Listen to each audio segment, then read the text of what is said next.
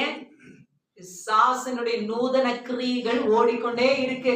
ஒண்ணுக்கு மேல ஒண்ணு, ஒண்ணுக்கு மேல ஒண்ணு, ஒண்ணுக்கு மேல ஒண்ணுன்னு அவன் என்ன பண்ணிக்கிட்டான்?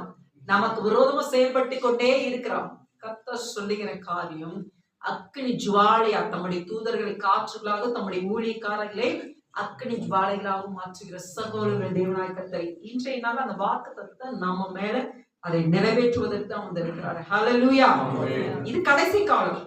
இன்னமும் அவன் ஃபோர்ஸால செயல்படுவான ஒழிய அவன் இன்னும் உங்களை பார்த்து பயந்தோ இல்ல விலகி ஓடுகிறவனோ அல்ல. கர்த்தருக்கு சொல்றீங்கன்னா, ஆஃப்டர் நான் படைத்த ஒரு படைப்பு, ஒரு இருளானவன் நீ எனக்கு விரோதமா செயல்படும் போது எனக்காகவே நான் படைக்கப்பட்ட என்னுடைய பாத்திரங்கள், அது என்னோட ரத்தத்தை சிந்தி என் பிள்ளைகளாக எடுத்திருக்கிற அந்த பாத்திரங்கள், அதோடு மாத்திரமல்ல எனக்காகவே அவன் சாக்ரிஃபைஸ் பண்ணி ஓடிக்கிட்டு இருக்கான். என் ஊழியக்காரனா ஒரு